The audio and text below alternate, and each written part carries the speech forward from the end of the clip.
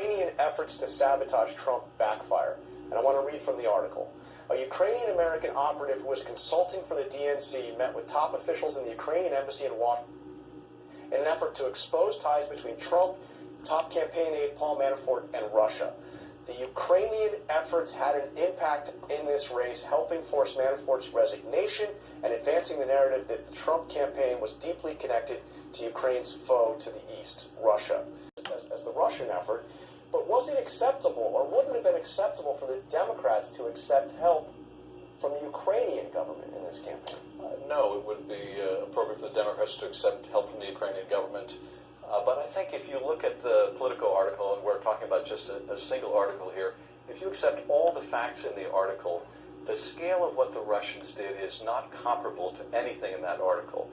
If it were, the comparable analogy would be that the Ukrainian president directed the Ukrainian intelligence agencies to steal, to hack Donald Trump's campaign, steal emails, publish them, directed a social media army to influence the election, and sat down, its representatives sat down with Chelsea Clinton and John Podesta, in which they indicated they wanted the dirt on Donald Trump.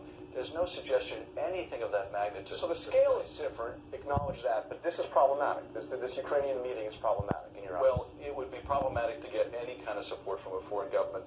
But again, I think to compare the two is a bit like comparing bank robbery with writing a check with insufficient funds. Both appropriate money from the bank improperly, but a very different degree of seriousness and involvement in this case by what bullshit. Government.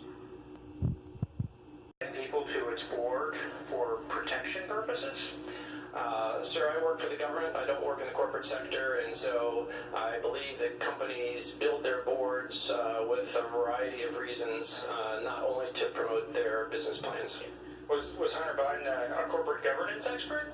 I have no idea what Hunter Biden studied at university or what his CV says. Like, is he the Jeffrey Sonnenfeld of the Ukraine?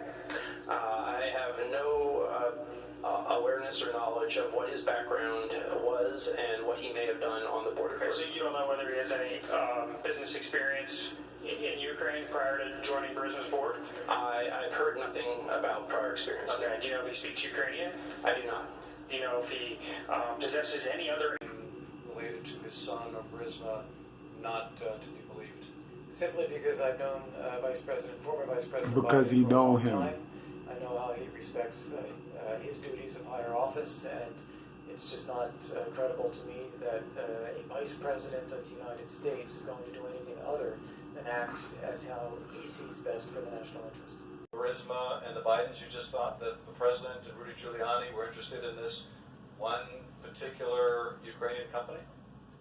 Again, my role, Mr. Chairman, was just to get the meeting. I understand that, but my question is, are you saying that for months and months, notwithstanding everything Rudy Giuliani was saying on TV and all the discussion with Rudy Giuliani, that you never put Burisma together with the Bidens? I didn't, and I wasn't paying attention to what Mr. Giuliani was saying on TV. We were talking to him directly. Is that correct? Apparently so. I mean, there are hundreds of questions. Well, hundreds of questions, but were there hundreds of companies?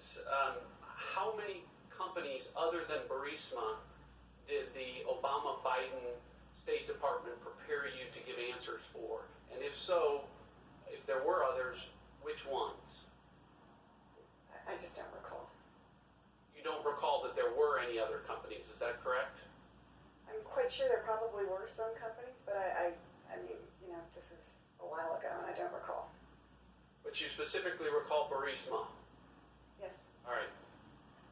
Out of thousands of companies in the Ukraine, the only one that you recall the Obama-Biden State Department preparing you to answer questions about was the one where the Vice President's son was on the board. Is that fair? Yes. In his statement that in February of 2015, I raised my concern that Hunter Biden's status as a board member could create the perception of a conflict of interest. He went on to talk about the Vice President's responsibilities over the Ukraine or over Ukrainian policy as one